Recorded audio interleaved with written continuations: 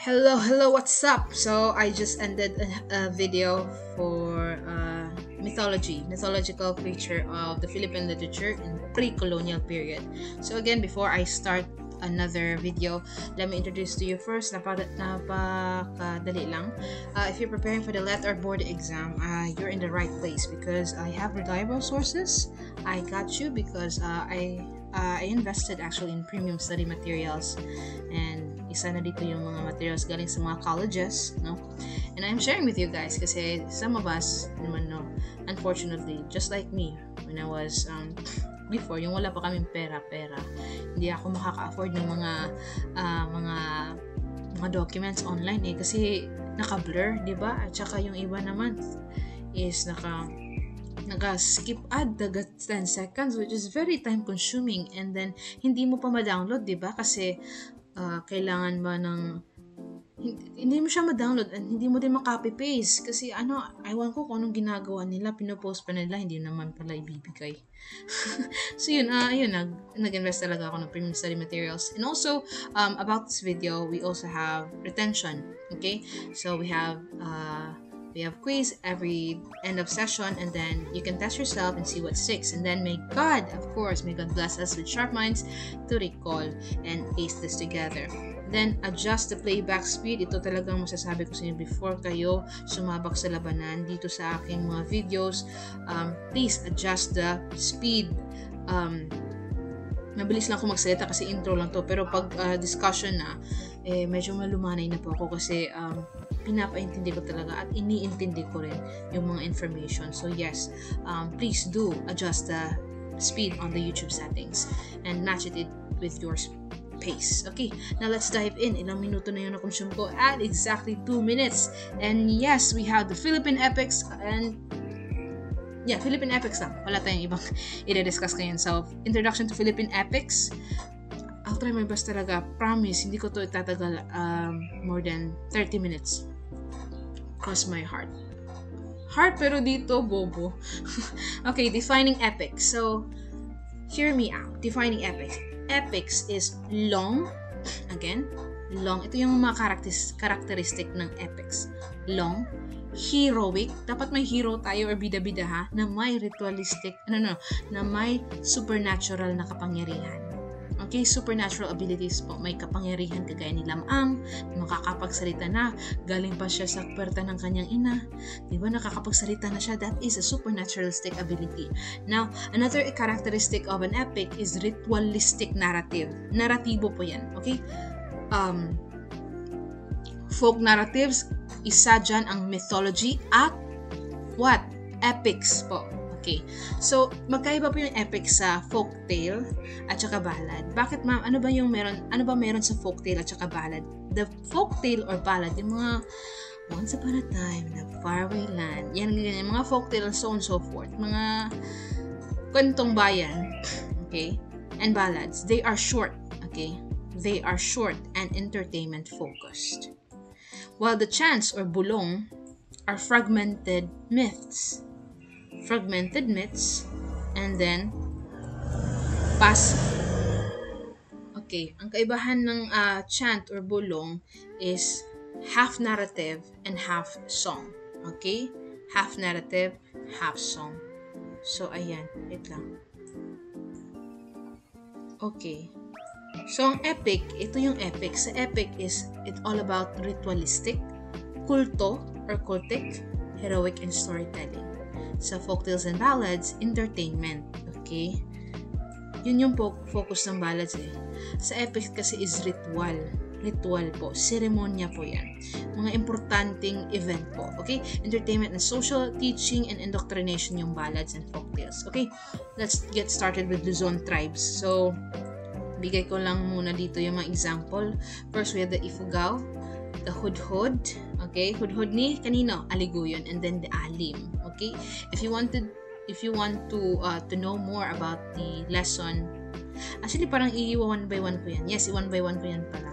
Okay, Ifugao ito yung Hudhud ni Aliguyon at saka Alim. Okay? Magkaiba din yung ulalim sa Alim. Okay? Yung ulalim is sa Kalinga.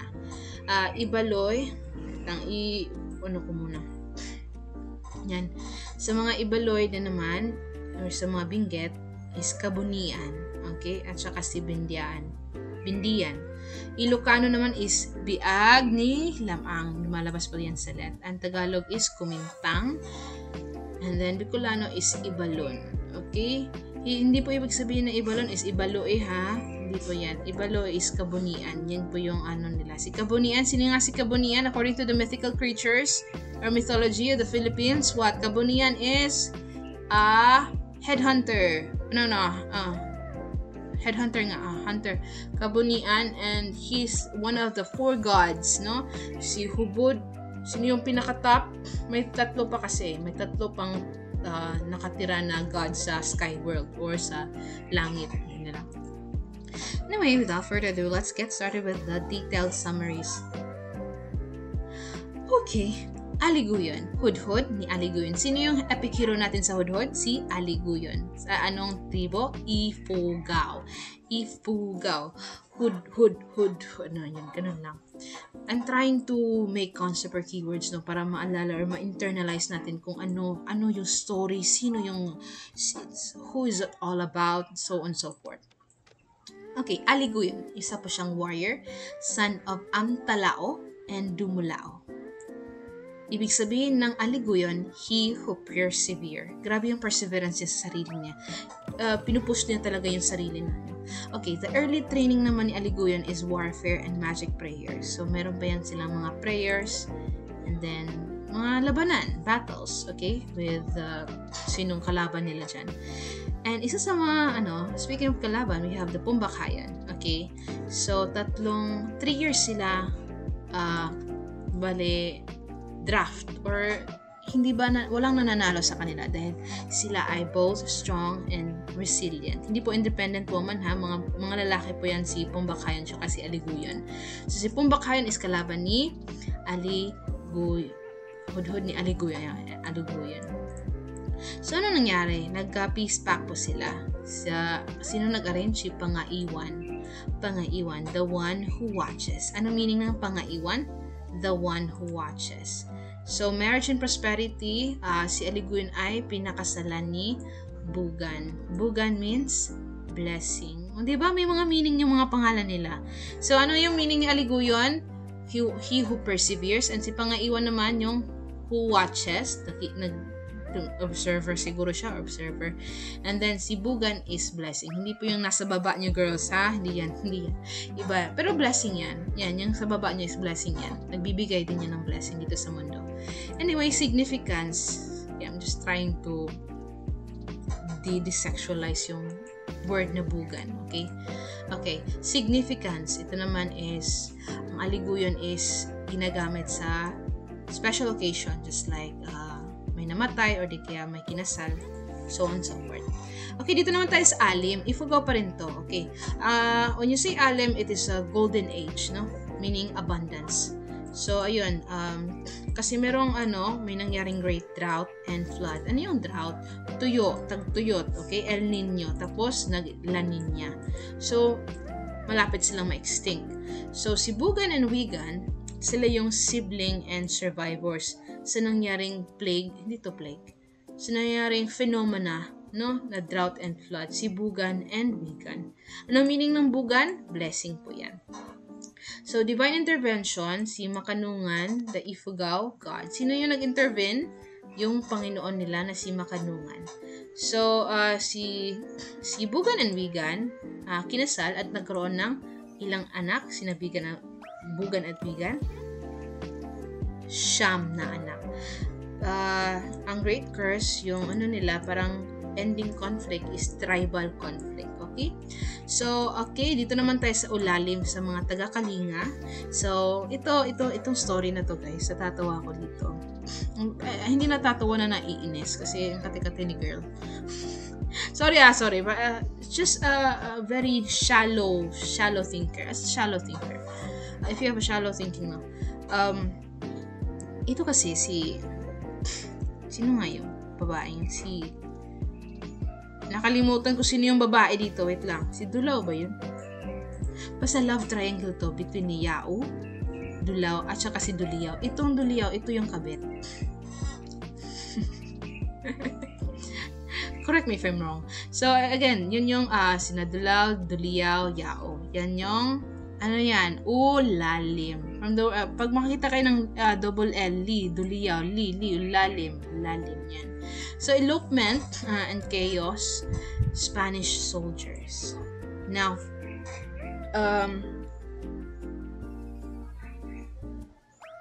this is, dahil dito, meron siyang, meron siyang influence sa mga Spanish. So, yan. Ito yung isa sa mga notable na epic na may Spanish soldiers. Ayan. So, imprisonment, si Dulao ay nakulong. Babae ito, babae.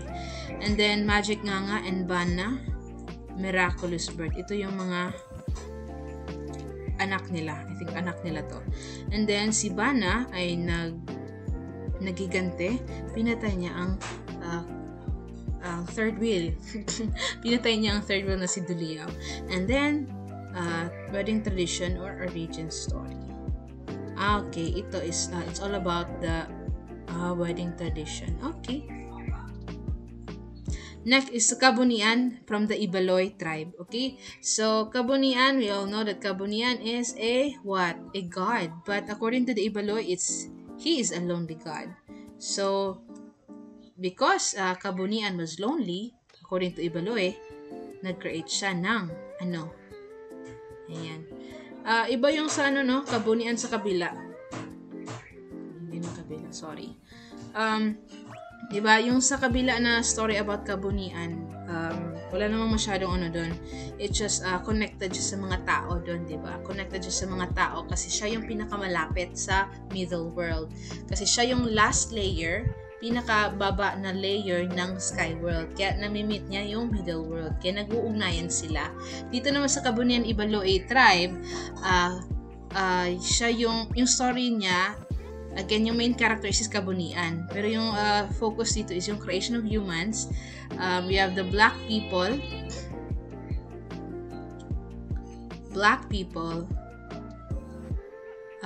Night creation. So, gabi niya ginawa itong mga black people. And then, wait lang guys Keeping! Bibili mo na ako. Wait lang guys. I'm so sorry. This is very embarrassing. Wait lang.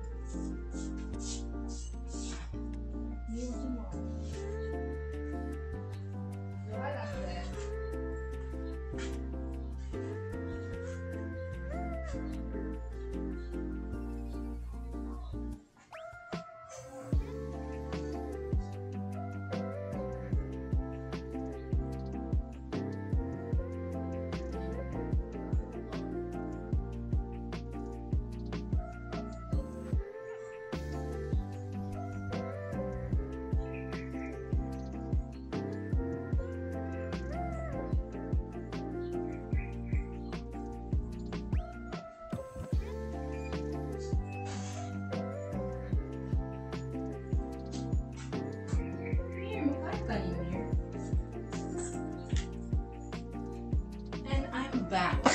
I'm so sorry for the inconvenience. So yeah, I just bought 2 keepings for myself. Hindi ko to pwede ibigay sa kapatid ko kasi kakabunot lang ng ngipin niya. I'm going to eat this later. I'm so sorry. Why am I eating in front of you guys? Okay. Let's go back. So, ayan. Parang re-energize ako sa keeping na yan. Okay. Creation of human by Kabunian. He's a lonely god. Kaya nag-create siya ng human. So, kaya may black people po. This is not racist May mga, let's just say, meron talagang black people. Black people exist. Alam naman natin yan, diba? May mga black people. Ulit. Okay, night creation. Ginawa sila gabi. Gabi na po. So, yun. Hindi nagustuhan ni Kabunian niya nagustuhan. Kaya, gumawa siya ulit. Okay. Asa na yun? Ayan.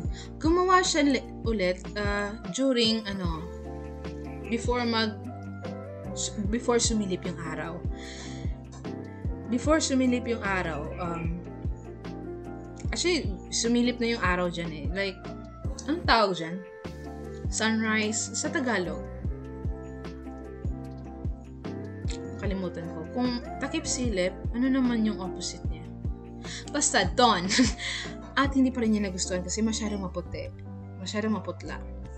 Kaya gumawa siya ulit during midday or ngayon, alas 12, tanghaling tapat. And nagustuhan niya kasi brown people. This is ideal yan para sa kanya. So actually this epic or Kabunian by the Ibaloy is very very heart-touching because parang pinupush niya kung gaano kaganda sa paningin ng Diyos o sa paningin ng mga Ibaloy ang kulay kayumanggi na mga tao. So ayun, he approved the brown-skinned man, and then cultural sentiment dito is yung brown skin is ideal. Hindi po dapat ikahiya. Pero, later on part na rin kasi na-colonize tayo, no? Na ano tayo ng mga nagbago yung beauty standard ng mundo at karamihan pa rin sa atin ay gumagamit ng Kojic para pumuti. Kahit hindi naman tayo mapuputi. Natamaan ako doon, pero hindi naman yung I still have the brownish and ivorish yellowish skin. Hindi pa rin yan mawawala. But don't worry, yung brown skin is kita-kita naman sa puwet. Joke lang. Okay, let's move on. Ayun na. Na tayo eh. Naiiba na yung kwentuhan eh. So, move on tayo sa Ilocano, Biag ni Lamang. Ito yung pinakasikat. At kapag lumabas to at hindi mo masagot, ay, shame on you. Shame on you. So, kilala naman natin si Lamang. Sino yung epic hero dito? Si Lamang. Okay. Birth and prophecy. He's a talking baby.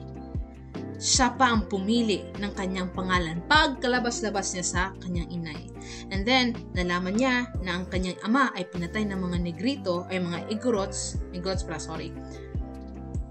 Ginawa niya is, naglakbay siya para hanapin ang kanyang ama at i-avenge. Ang tawag niyan?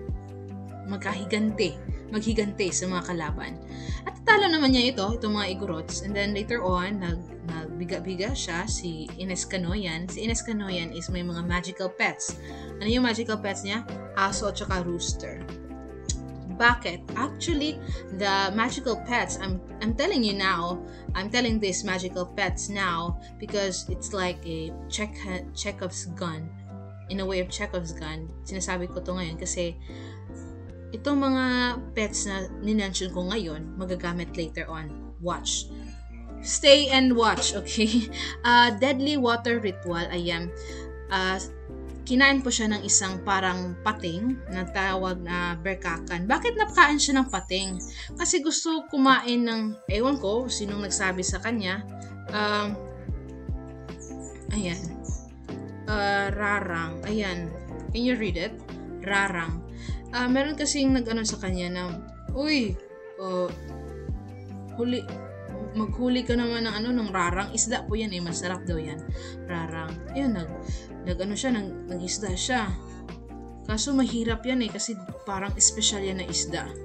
At yun, nag-aksidente, kinain siya ng isang berkakan. And then namatay siya. Sinabi ni Ines Canoyan, yung asawa niya, na may sinabihan siya na, hanapin nyo naman yung mga buto ng aking asawa. And then, yun, nahanap niya ang mga buto ni Lamang, and then, na-revive naman siya. The bones revived. Through what?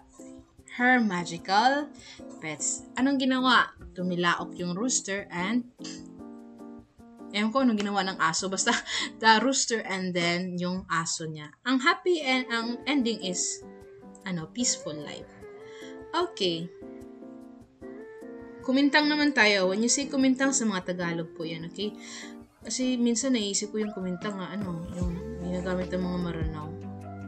Pero hindi, Tagalog pala yan. So, this is a war story of warriors from many kingdoms. So, ito yan. Datu Dumangsil. Okay, highlight ko muna. Nakakalimutan ko na mag-highlight. Si Datu Dumangsil, si Datu Balkasura, and Hari Suludan. Ayan. So, I hope maaalala natin to, no? Datu Dumangsil, Balkasura pala, sorry. At saka si Hari Suludan.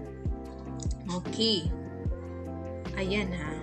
So, it's all about, ang komintang po is Travels of Hari Suludan's son. Sina Dato Dumangsil at saka Dato Balkasura. So, this is all about story of bravery and alliances. Marami silang pinagdaanan. If you want to know more about this, sinabi ko lang yung yung mga tauhan dito, no, and what's the theme is all about. It's all about war and bravery, of course, kasi pag pupunta ka ng battle, you're supposed to be, or you should act brave, no?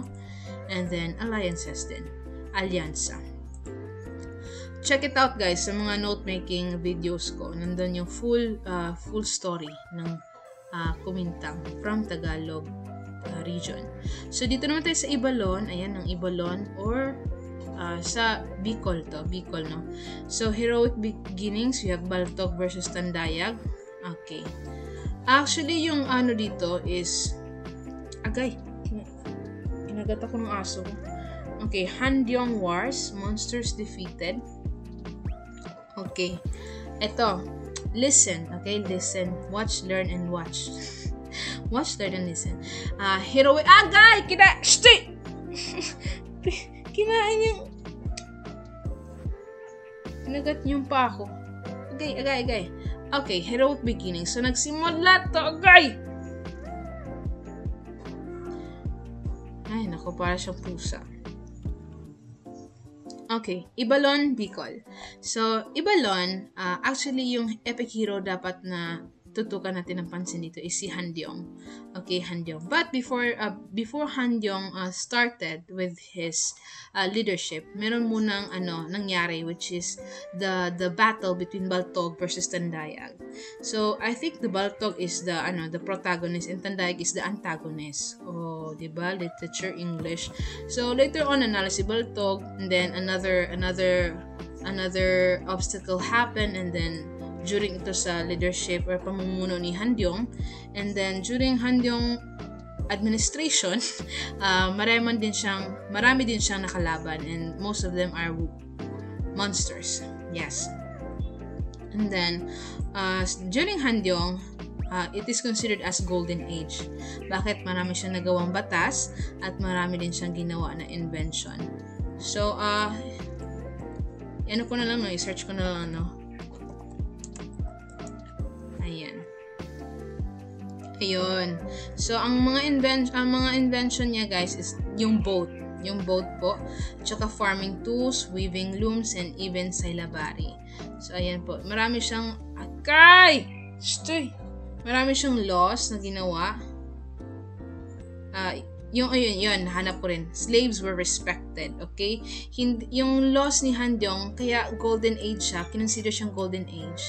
Kasi, hindi lang yung mga mararalita ang nakakapakinabang sa laws.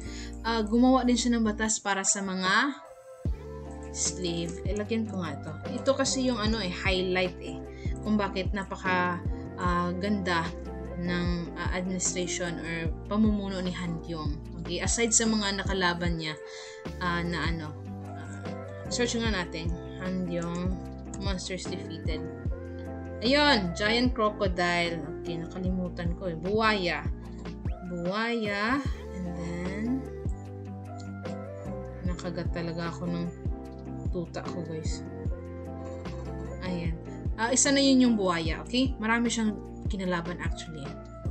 And then the final obstacle ng mga taga-Ibalon is Bantong versus Rabot. Si Bantong po yung protagonist dito and si Rabot naman yung antagonist. So, bali, pag makita nyo, start with letter B, Baltog, and then Bantong. Mga protagonist po yan ng, Ibalon ng Bicol. Ibalon epic, okay? So, bali tatlo ang napagdaanan ng mga taga-Ibalon. Una kay Baltog versus Tandayag, sunod kay Handyong, and saka last na yung Bantog versus Rabot. So, it's all about peace restoration kasi magulo talaga yung Ibalon noon. Okay, dito naman tayo sa apo ni Bolinayan. Huy! Sakit, guys. Okay. Itneg epic. So, saan yung Itneg? Sa Cordillera. Itneg is Tingguian. Okay? Pareho lang yan sila. So, Aponi Bolinayan. So, it is ethno-linguistic group. Okay? Mga Itneg. Location, Philippines. And ito yung hindi natin alam, no? Hindi pa alam ng Huy! Magkakarabis ako sa'yo. Shh! So, buyag simba ko. Ayoko naman. Mahal yung, yan, terabis eh. So, part of Dilimaman po yung Aponi Bolinayan. Ano po yan? Ayan. Aponi Bolinayan. Ayan. Sa Tingguian kasi yan eh. And yung Dilimaman is Itneg, which is Tingguian pa rin. So, again, Agay, oral tradition. So, yung mga main characters natin, we have Ayo, si Ligi, at saka si Bolinayan, at saka isang old woman. Yung mga plot dito is love and escape, identity revealed, so on so forth. And then major themes, perseverance in love, kasi meron tayong love and escape, no? Parang siyang Romeo and Juliet. Okay, women's strength, kasi si Aponi Bolinayan is babae po siya. Aponi Bolinayan is babae po. Guy! Sorry sa I'm shouting with. Oh my god, naiinis na ako dito. Okay. Wala namang nothing more important with this. I think we can move on now with the Visayan epics. Ito maganda to guys kasi lumalabas din to sa Hinilawod verse. Hinilawod and Hari sa Bukid. So magkaiba po yan ha. Hinilawod and Hari sa Bukid, magkaiba po yan na story or epic. So una muna tayo sa Hinilawod. Okay. So, ang Hinilawod po ay dahil Visayas ito, sa mga tribe po ng sulod. Visayas, dahil Visayas ito, Panay, Visayas. And yung Hari sa Bukid naman is Negros. Negros po ang Hari sa Bukid. So, Bisaya, we also have Maragtas, Haraya, at saka Lagda. So, meron tayong mga nito eh. Meron tayong mga author dito sa Lagda na nag-search about sa Lagda at saka Hari sa Bukid. Magandang story nito guys. Magandang story nito at saka maganda ng story ng Hinilawod. Okay, let's start with Hinilawod ng Panay. Sino po ang mga main characters ng Hinilawod? Okay. First, we have Alonsina, goddess of the eastern sky. Yung asawa po niya ay si Dato Paobari. And then, si Kaptan, supreme god nila. And then, si Suklang Malayon is kapatid ni Alonsina. And then, yung mga anak ni Dato Paobari at saka ni Alonsina, we have, ito lang yung laging tatandaan natin when it comes to Hinilawod ng mga Panay sulod. We have Labaw Dunggon. Ito, hindi pwede rumble. Dapat in order. Unang anak si Labaw Dunggon, sunod si Humadapnon, and then Dumalapdap. Pinaka-youngest nila. Now, si Labaw Dunggon is known as mighty warrior. And si Humadapnon naman is vengeful warrior. And then si Dumalapdap is skilled. Ang kalaban nila ay si Saragnayan. Si Saragnayan po ang kalaban nilang anak ni na Alonsina at ni Dato Paobari. So, Labaw Dunggon, Humadapnon, and Dumalapdap are one of the main characters of Hinilawod. Ang plot naman is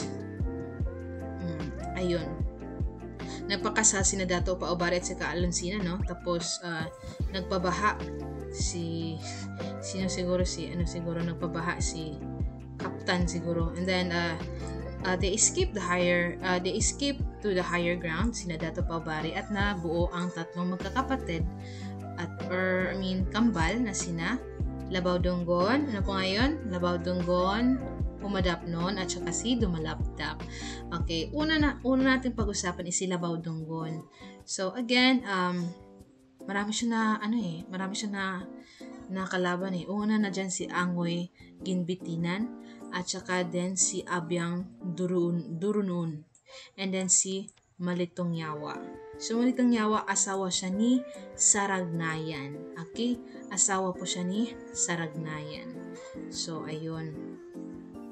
So, his sons rescue and revenge. So, Asumanga and Abyang Barunongon rescue him. Sino ang nag-rescue kay Labaw Donggon?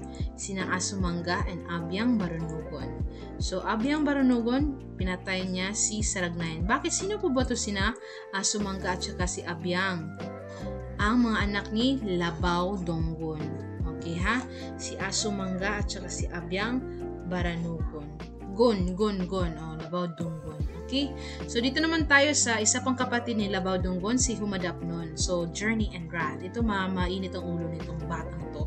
So, may mga siya. Meron siyang backup dancer, si Buyong Matanayon. Bale, parang nag-travel siya, tapos na-meet niya ito, si Buyong Matanayon. Tapos, si Buyong Matanayon, parang na-starstruck siya kay Humadapnon na, oh, wow! Oh, wow! Na-starstruck siya kay Humadapnon na, let me go with you. Parang, oh, sige, tara. Oh, nag-travel sila. So, doon, later on, natrap siya ni Piganon. Okay? Isa siyang, villain po siya. Antagonist po siya. And then, pa? Kakatawa yung Buyong, no? Okay, victories, ayun. Na-trap sila, pero they still have, in the end, nanalo sila, victories, and then, pinakasalan niya si Brigadang Pada, Sinaklang Bulawan. Yan. Yan po yung pangalan, Diyos ko Lord. Brigadang Pada, Sinaklang Bulawan. Ayan. So, nagpakasal pa rin in the end. So, walang na-mention na anak, no? Wala. Si Labaw Donggon, si Asumanga, at saka si Baragunon. Ayan. Dito naman tayo sa youngest anak ni Alonsina Dato Paubari. So, dumalapdap, ayan. Unang lakbay niya is sa Lubay-Lubyok, sa Hangginon. So, ang mga nakalaban niya is doon sa Balanakon at Uyutang. And then, earthquake, and then marriage. So, nothing much, dito sa kay dumalapdap. So, grand finale is, nag-reunite. Walang namatay sa kanilang tatlo. And then, dinivide ni Dato Paubari ang mga mga lupain nila sa tatlo nilang anak. So, ayun. Actually, meron niyang division eh. I think north. Sino sa north? Parang gano'n. May mga north-south gano'n. So, yan po ang mga key themes. I think actually, it's not really, nothing too important. Kasi alam naman natin yung story nila. Walang namatay sa tatlong magkapatid, okay? Dito naman tayo sa Hari sa Bukid. Ito, excited ako dito guys. Sa Hari sa Bukid, Negros, okay? Visayas pa rin to. Actually, may tatlo lang tayong character dito. Si Anselmo na isang farmer, ang Hari sa Bukid, at saka mga minions ni Hari sa Bukid. So, ayan. Una kasi, may batas na si Hari sa Bukid eh. Sabi niya, huwag kayong magtanim dito sa part or area na ito. Anong ginawa ng ating bida ngayon dito na si Anselmo? Nagplant siya ng tobacco, okay, against the law of the Hari sa Bukid. Okay? Dream of the king. Tapos, later night, nanaginip siya. Okay? Nightmare siya about the king's workers. And then, nagtanim na siya sa, sa restricted area. Nakita siya ng ibang farmers. Anong ginawa? Ginaya siya. Ginaya nila si Anselmo. Ginaya ng mga ibang magsasaka si Anselmo. Nagtanim din sila ng tobacco doon sa bukid, sa lugar na sinabi ni Hari sa Bukid na huwag kayo magtanim. Ayun. Wala, binigyan sila na ignore, deadma sila. Anong ginawa ng pagdating ng hari?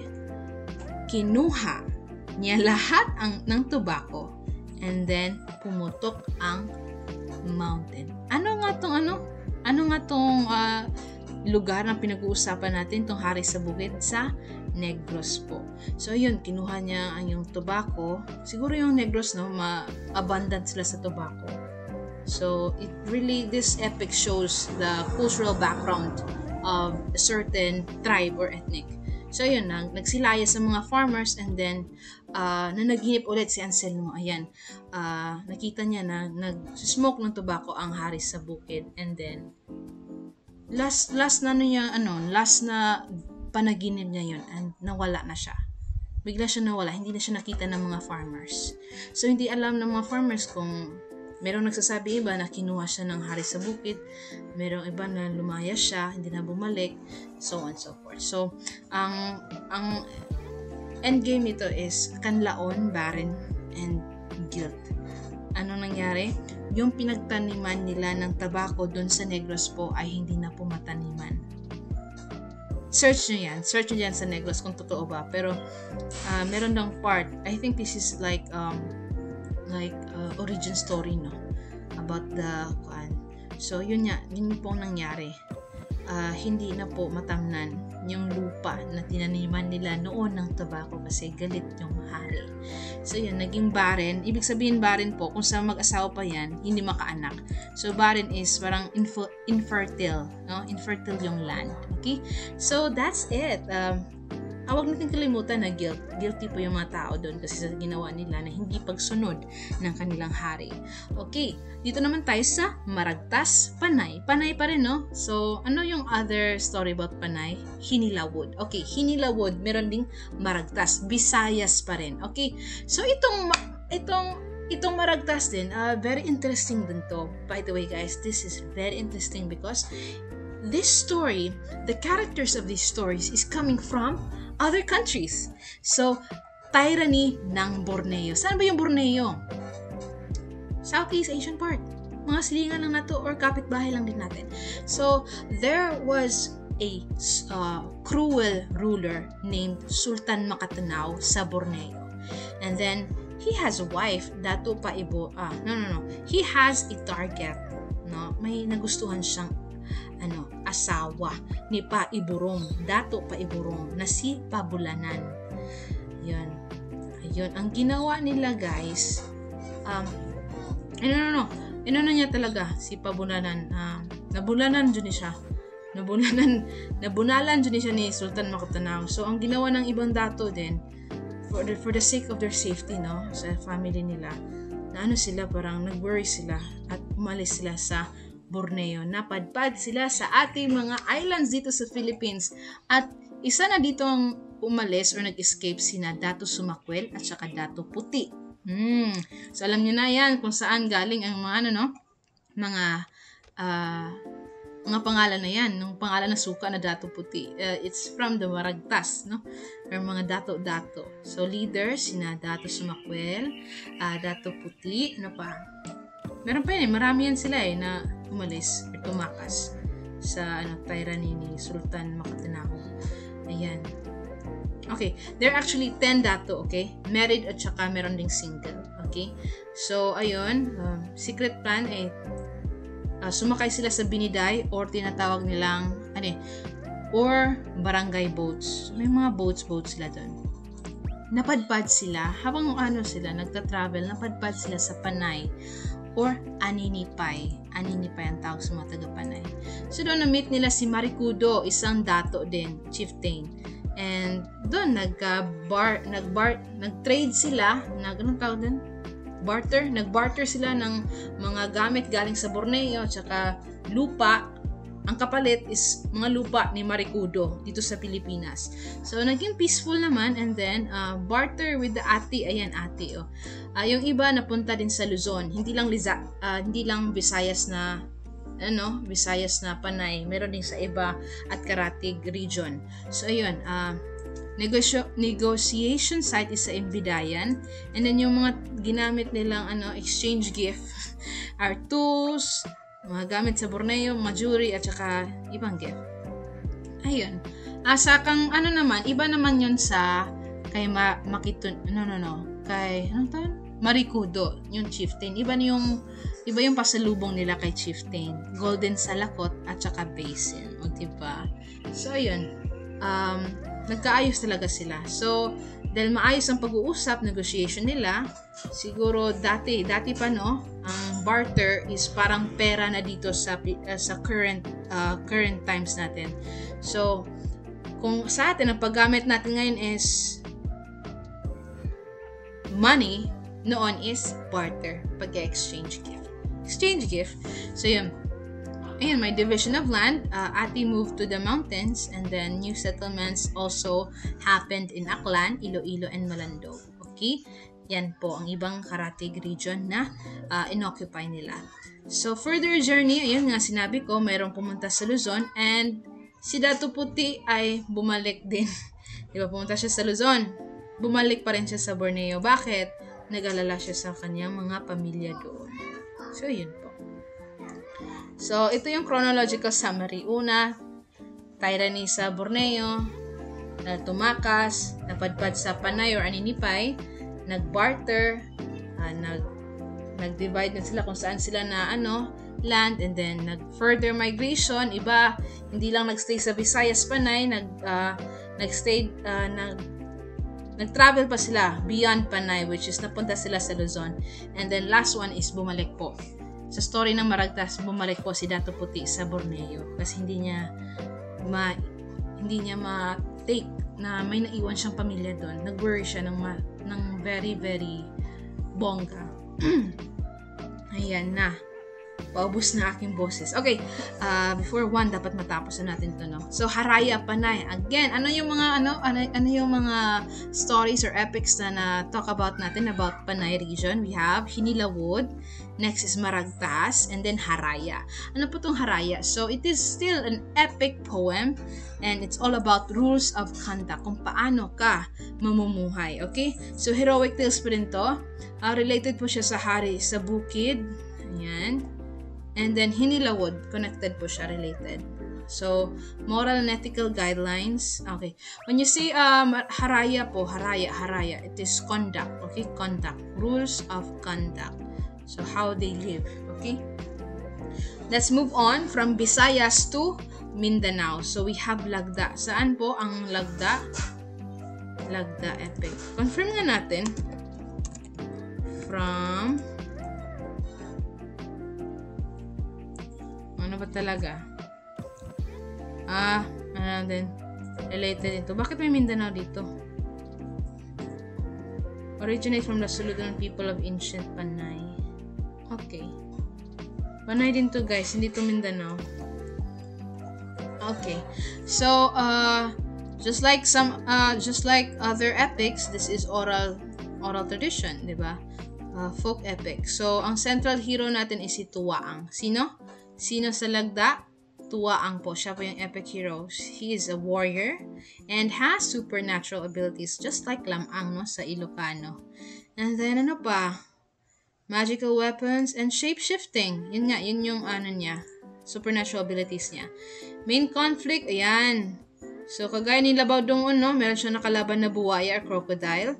Si Dapa, ang sickness and evil, and Panulong is a giant bird. And then, yung tema ng storya ng Haraya ba to? Hagda is to protect family and tribe and respect elders and tradition. Ano pa? Ibusin natin lahat. Ayan, supernatural birth, just like Lamang. And then, okay. Symbolic elements, we have the kampilan. Ito yung gamit-gamit niya for strength and bravery. Wait lang. And then, Panulong. Ano yung Panulong? Ano yung Panulong? Ano ba yan? Ay, yung giant bird. Okay. Yung mga symbolism lang yan. Symbolism, nothing to take seriously, no? What else? Paulit-ulit. Okay, we're done with it. What was that? Lagda is Tuwaang. Tuwaang po yung epic hero natin. Dito naman tayo sa Mindanao, a rich tapestry. Of course, Mindanao has lots of epics to tell. But dito muna ang ating ifo-focus, no, sa Bagobo. Similar, may Tuwaang pa rin. Manobo is yung Ulagingen at saka Sile. Mandaya and Mansaka, Diawot or Dawot, and then Palawan or Tagbawa or Palawan, Dagoys and Sudsud and Tultul. Yan. Bukidnon, Ulaging or Uwaging, and then Subanon or Palayngon, Asaka, various epics po. Pero ang itatopic natin dyan is Sundayo. Wait lang ha. Sundayo. Yan yung itatakal natin. So, for the Muslim groups, we have the Bantugan, Daramoki Ibabay, Darangan, Bayok at saka Dikir. But yeah, we don't have a full status or full story about Bayok and Dikir. Darangin lang po ang nahanap natin. And then Maguindanao, we have the Indarapatra and Sulaiman. And then last one is Sulu, Taususa Mabajao, Bidasari, and Parang Sapid.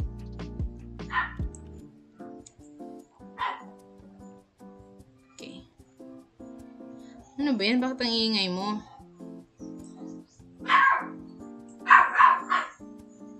Ay, this is the main info. Hindi po to ano. So I think I have to end this muna because this is the main. Hindi ko nalagay yung Mindanao Epic. So yeah, I have to end this muna and then try to find the Mindanao Epic's more detailed information, no? So that'll be all, guys. After this, ang gagawin natin is discuss the English review. So babalik tayo before we proceed on the world literature. Yan yung nakalista na lahat. But of course, tatapusin natin tong ano na, kasi malapit na yung Sabado at mag-change topic na naman tayo because we have to double time kasi malapit na po yung September. Anyway, thank you guys. Thank you for watching. See you soon on the next video. But as for now, babay muna kasi mala na talaga yung ano ko. Dry na yung boses ko, guys. Promise. Okay. Ba't tayo mag-stop? Alright. See you soon.